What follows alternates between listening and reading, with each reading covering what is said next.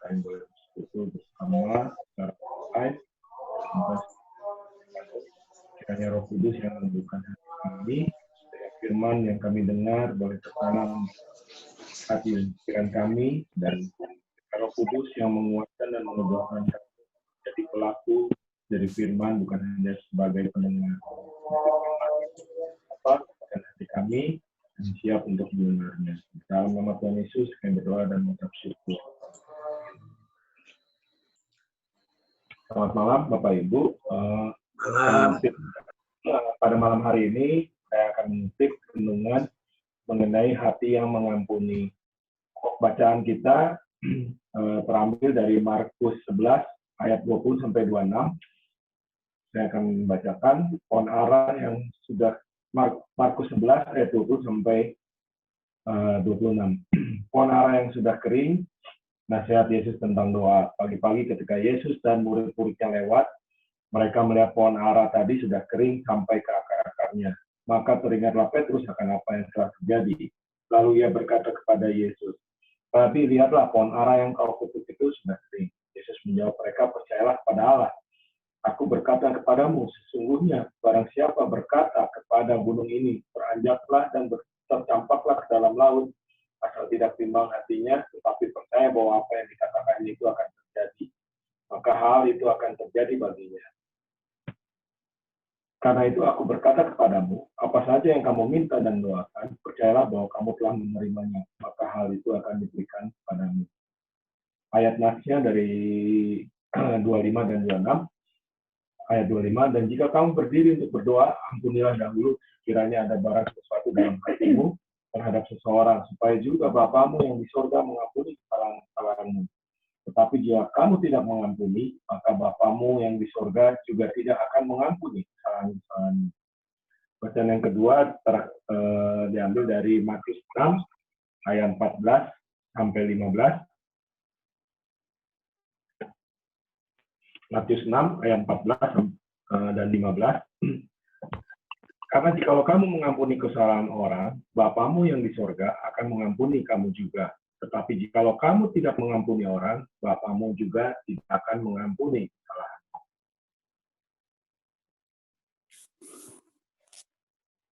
Ya, pernahkah Bapak dan Ibu di sini mengalami sakit hati karena disakiti, ya? Entah disakiti oleh teman kerja kita, oleh tetangga, saudara, teman pelayanan, atau mungkin juga disakiti oleh orang yang sangat kita kasihi seperti pasangan kita. Terus bagaimana rasanya kalau kita disakiti ini? Ada lagu sakitnya tuh di sini gitu ya. Nah, kalau tubuh jasmani yang sakit kita masih bisa memeriksakan diri ke dokter, beli obat di apotek, atau menjalani rawat inap di rumah sakit. Tetapi kalau hati kita yang sakit, siapa yang bisa menyembuhkan ini? Dan kita semakin dibuat terkejut dengan perintah Tuhan Yesus ini. "Kasihilah musuhmu dan berdoalah bagi mereka yang menganiaya kamu." Itu ada di Matius 5 ayat 44. Bahkan kita umatnya diperintahkan untuk mengampuni orang yang bersalah pada kita sampai 70 kali 7 kali. Itu ada di Matius 18 ayat 22. Apa itu nggak salah? Kita yang telah disakiti dan dilukai justru diperintahkan untuk mengasihi dan mengampuni mereka. Banyak orang beranggapan bahwa mengasihi dan mengampuni kesalahan orang lain adalah sebuah pilihan.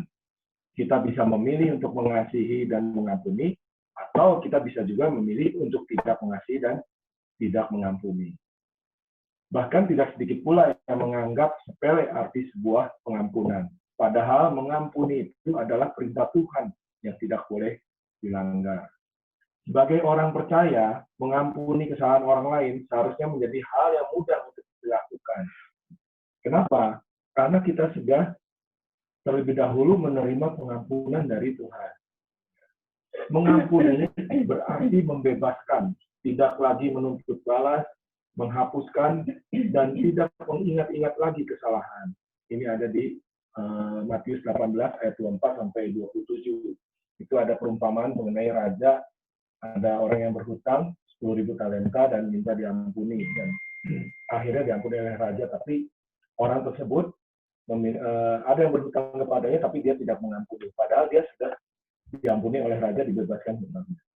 Terus mengampuni itu juga berarti membuang jauh-jauh, tidak menyimpan kesalahan orang lain.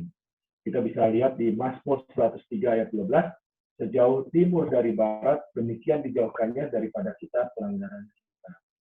Berkat terbesar ketika kita mau mengampuni orang lain adalah Tuhan akan mengampuni dosa kita. Seperti ayat yang kita baca tadi, baik di Matius 6 ayat 14 maupun di Markus 11 ayat 24 dan 25. Namun jika kita tidak mau mengampuni, Tuhan pun tidak akan mengampuni kita. Tadi ayat di Matius 6 ayat 15 kembali ditegaskan hal tersebut. Ada anggapan bahwa ketika kita mengampuni, maka keuntungan terbesar itu menjadi milik orang yang kita ampuni, seperti memberikan sesuatu kepada orang tersebut. Padahal pendapat tersebut tidak sepenuhnya benar, sebab di sisi lain mengampuni sesungguhnya besar dampaknya bagi kita sendiri, bagi diri kita sendiri yang memberikan pengampunan, bukan hanya orang yang kita ampuni. Apa keuntungan yang kita peroleh dengan kita mengampuni? Yang pertama adalah kesalahan kita diampuni, seperti tadi di Matius 6 ayat 14. Karena jikalau kamu mengampuni kesalahan orang, Bapamu yang di surga akan mengampuni kamu juga. Syarat utama kesalahan kita diampuni oleh Tuhan adalah dengan kita terlebih dulu juga mengampuni kesalahan orang. Melepaskan pengampunan bukan hanya berdampak kepada pribadi kita sendiri, tapi juga memperbaiki hubungan kita dengan Tuhan. Tuhan mengasihi dan mengampuni orang-orang yang juga bisa mengampuni orang lain. Terus yang manfaat yang kedua dengan kita mengampuni, itu akan ada perasaan lega, sukacita, damai sejahtera. Ketika kita melepaskan pengampunan, hidup kita akan terasa begitu bebas. Tiada lagi yang membebani. Urusan kita dengan pribadi kita dan orang lain sudah beres. Tidak ada yang menghalangi sukacita kita. Berbeda dengan orang yang masih berkutat terus memikirkan kesalahan-kesalahan orang.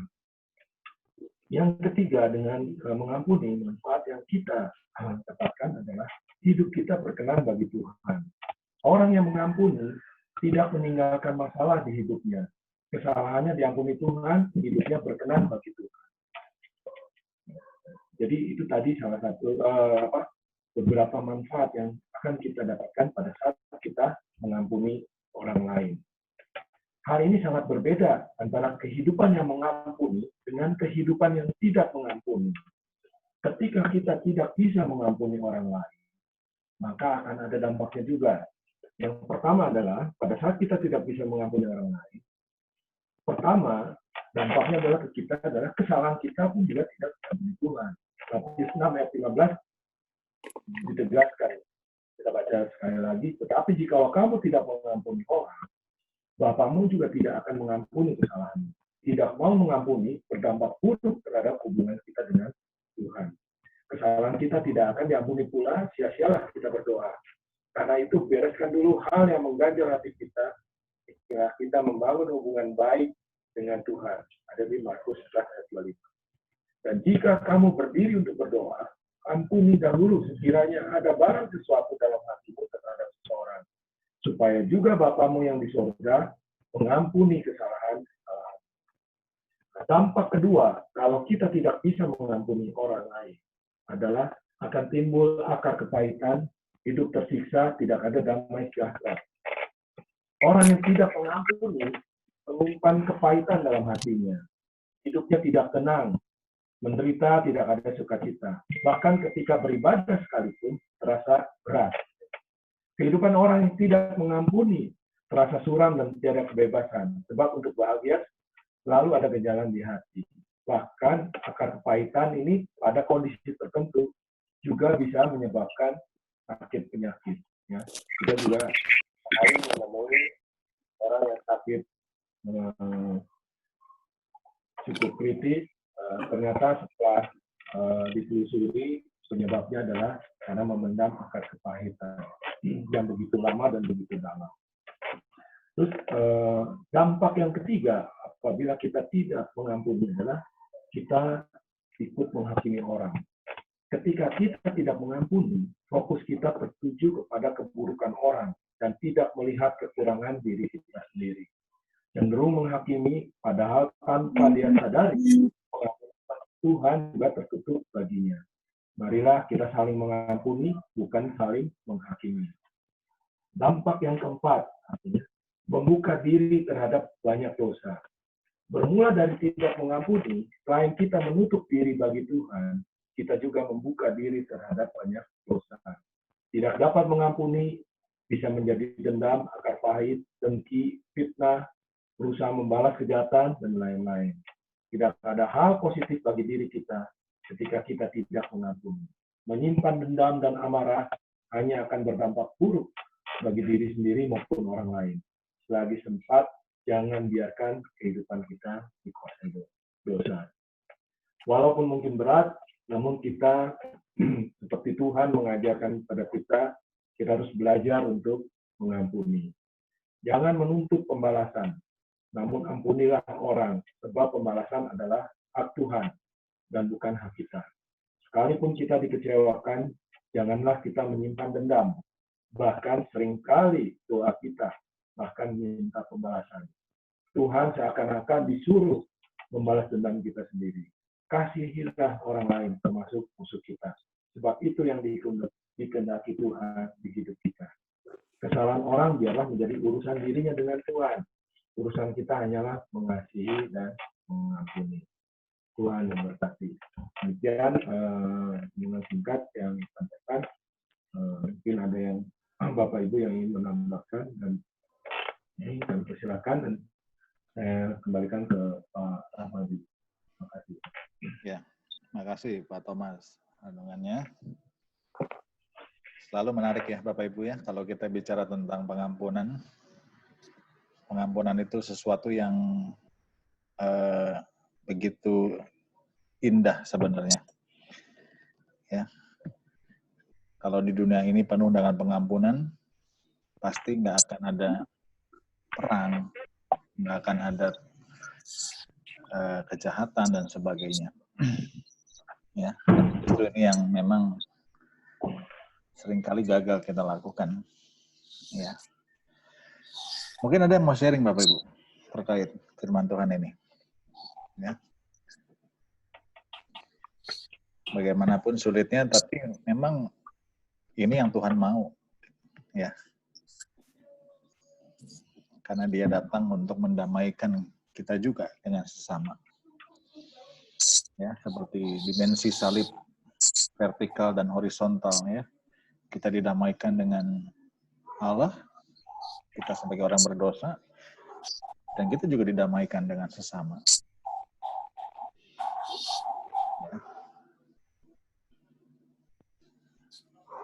Bahkan setiap ibadah, kalau Bapak Ibu ingat, ya selalu setelah berita anugerah, ada yang namanya apa? Salam damai, ya. Salam damai setelah berita anugerah itu bukan tidak ada maksudnya, ya, tapi ada maksud di liturgi itu bahwa setelah kita dapat anugerah Tuhan, berita anugerah, kita juga mau berdamai dengan sesama yang disimbolkan dengan salam damai. Mungkin ada yang mau sharing Bapak Ibu? Mungkin punya pengalaman apa yang dilakukan dalam upaya berdamai, mengampuni dengan orang lain.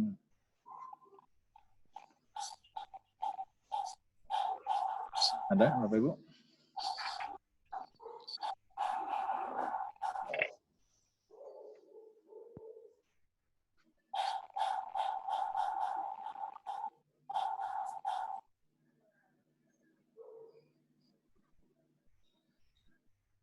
Ya?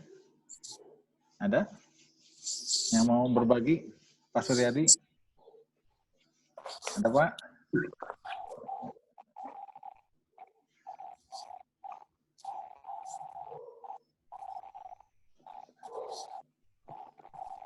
Pak Dadang? Ya. Ya, anak saya selalu bilang, Mama itu orangnya sulit mengampuni papi, katanya gitu. Padahal saya juga ya berusaha terus mengampuni ya gitu. Tapi kan proses gitu. Kadang bisa mengampuni, kalau kata orang Sunda mah sok kasuat-suat. Padahal kan suami saya udah terakhirnya juga baik gitu kan. Tapi ya ini mulut ini susah ya. Kalau mulut perempuan katanya mulutnya 4. Jadi ngomong terus sebenarnya mah cuman apa ya kali curhat gitu. Tapi anak-anak kan ngelihat saya tuh kayak si Mami teh orangnya teh susah mengampuni si papi katanya. Jadi ya buat saya diingatkan kembali sama Pak Thomas untuk benar bisa mengampuni itu seperti apa gitu. Benar-benar melupakan, tidak membicarakan lagi, atau bicara hanya yang baik-baiknya saja, atau gimana. Saya juga konkretnya tuh harus gimana gitu. Firman Tuhan mengena di hati saya. Sangat-sangat mengena. Ya. Ya, saya teringat tulisan Pendeta Eka Dharma Putra ya. Dia menulis sebenarnya mengampuni itu bukan melupakan. Karena kalau melupakan siapa yang bisa melupakan? Nggak akan orang bisa melupakan kejadian pahit, nggak mungkin. Ya, tapi justru dalam pengampunan itu ingatlah ya, remember to forgive. Ya, ingat untuk mengampuni. Ya, sekuat apapun kita melupakan nggak akan bisa. Ya, yang ada justru malah makin meradang. Ya, tapi justru mengingat bahwa apa yang kita alami, ya, dan disitulah kita mau dengan tulus mengampuni. Ya, seperti yang ditulis Paka itu ya. Jadi memang ini yang merupakan sebuah kalau dalam teologi ada istilah leap of faith, ya, lompatan iman. Orang yang mengampuni dengan sungguh-sungguh itu ya seperti spiritualitasnya benar-benar melompat, yang bertumbuh. Ya. Nah, belum lama ini kalau Bapak Ibu pernah menonton tayangan Americans Got Talent, pernah nonton Americans Got Talent? Ya, itu di awal tahun 2020 kemarin, ya, sebelum COVID lah, saya ingat edisi sebelum COVID itu ada penyanyi negro, ya, dia bernyanyi di acara itu, luar biasa, suaranya bagus sekali.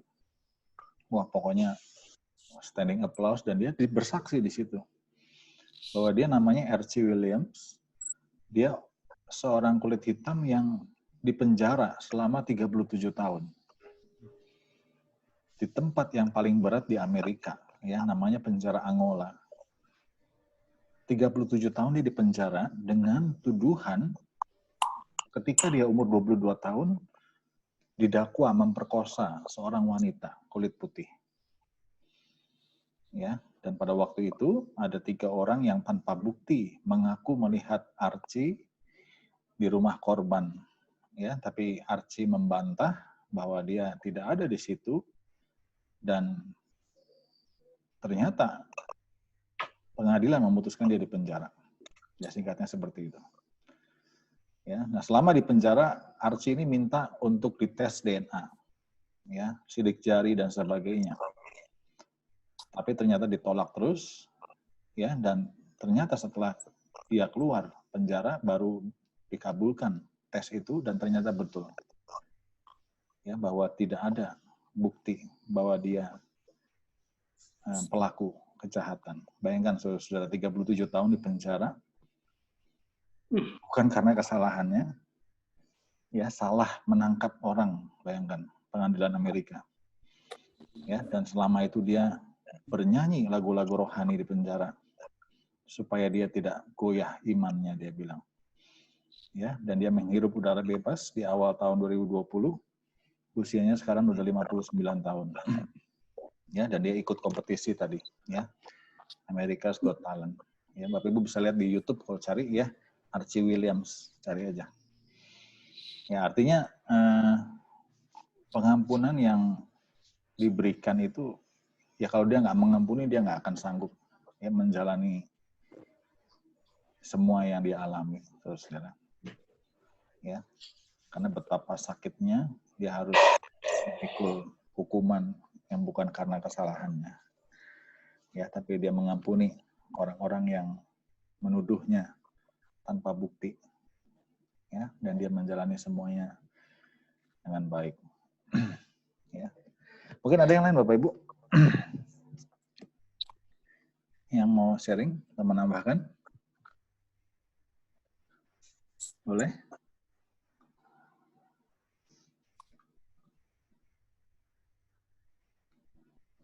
Cukup? Ada Dang? Ada tambahan? Ya, namanya manusia, Pak. Kalau sakitnya sampai hati, pengampunannya baru sampai jantung, Pak. Jadi nggak sampai ke bawah sekali gitu.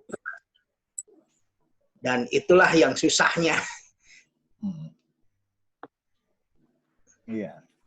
Pengampunannya harusnya sampai ke hati juga, karena sakitnya sampai ke hati gitu. Tapi pengampunannya baru sampai jantung ini tuh. Jadi masih terus diproses sampai ke hati. Ada dikit lagi Pak ya, dari jantung. Iya, betul. Hati.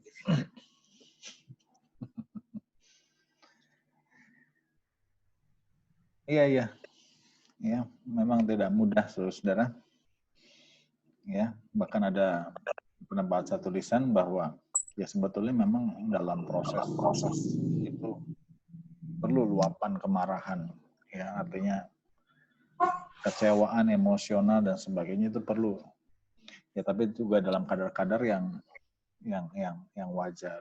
Ya, artinya dalam proses pengampunan itu, ya luapan kemarahan itu wajar. Ya, tapi bisa dilakukan dengan cara-cara yang positif, ya, dengan cara menulis dan sebagainya, ya, bukan dengan cara-cara yang destruktif, ya, ataupun yang bernuansa balas dendam. Ya. Ya, masih ada, Bapak Ibu? Cukup? Cukup, kalau cukup kita masuk doa. Ya. Kita saling mendoakan ya Bapak Ibu ya. Ada 11 orang di sini.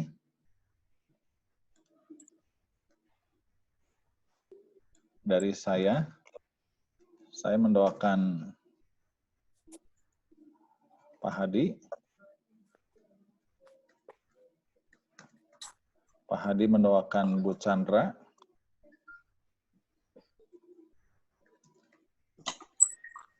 Bu Chandra mendoakan Pak Thomas.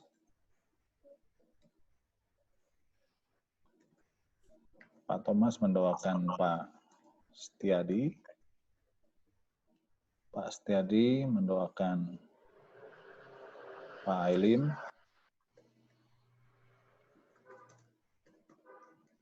Pak Ailim mendoakan Pak Dadang. Pak Dadang mendoakan Pak Suryadi. Pak Suryadi mendoakan Pak Simon. Pak Simon mendoakan Bu Helna. Bu Helna mendoakan Bu Idia. Dan terakhir Bu Idia mendoakan saya ya. Oke, ada di chat. Ya. Dilihat urutannya.